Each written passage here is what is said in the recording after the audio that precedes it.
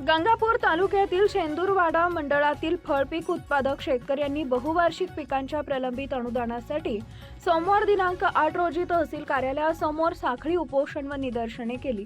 तहसीलदार नवनाथ वगवाड यांनी लेखी आश्वासन दिल्यानंतर आंदोलन तुर्तास मागे घेण्यात आले। शेंदूरवाडा परिसरातील शेतकऱ्यांचा बहुवार्षिक पिकांच्या अनुदानाचा प्रश्न अनेक दिवसांपासून रखडलेला होता। हा प्रश्न तातडीने निकाली काढण्याच्या मागणीसाठी शेतकऱ्यांनी आक्रमक पवित्रा घेत तहसील कार्यालयावर धडक दिली। यानंतर प्रशासकीय अधिकाऱ्यांनी शेतकरी प्रतिनिधींशी सविस्तर चर्चा केली।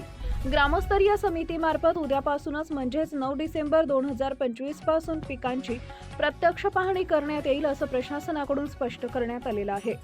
तसेच पाहणी अहवालानुसार पिकांची खात्री करून अनुदानाबाबतची योग्य कार्यवाही पुढील 8 दिवसात पूर्ण केली जाईल असं ठोस आश्वासन तहसील प्रशासनानं दिलंय। या सकारात्मक चर्चेनंतर शेतकरी बांधवांनी उपोषण स्थगित करण्याचा निर्णय घेतलाय। या आंदोलनात राहुल पाटील ढोले, बदाम शेवाळे, ज्ञानेश्वर गावंडे, गोकुळ गावंडे, रवींद्र खरात, मच्छिंद्र दाणे, भागवत बोरुडे यांच्यासह अनेक शेतकरी मोठ्या संख्येनं उपस्थित होते।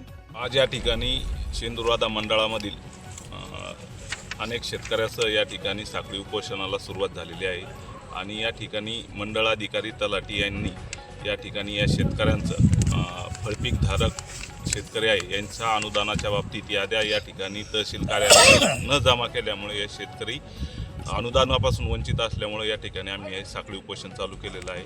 प्रशासनाने जोपर्यंत आमचं अनुदान आमच्या खात्यावर वर्ग होत नाही तोपर्यंत आम्ही या साखळी उपोषणावर ठाम आहे।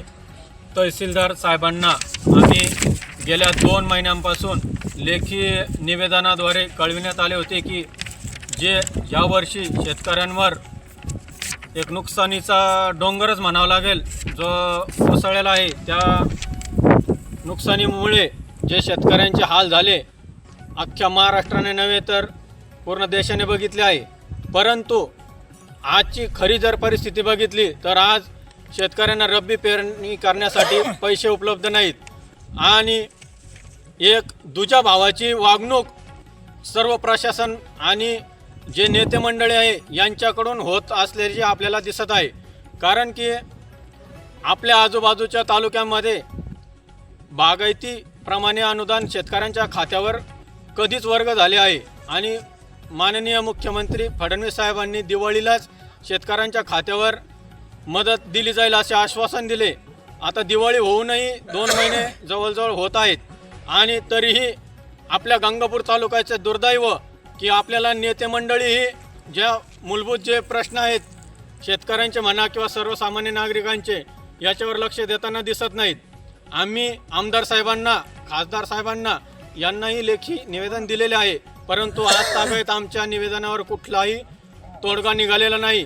यामुळे आज आम्ही त्रासाला कंटाळून या ठिकाणी तहसील समोर एक साखळी उपोषण सुरू केलेलं आहे।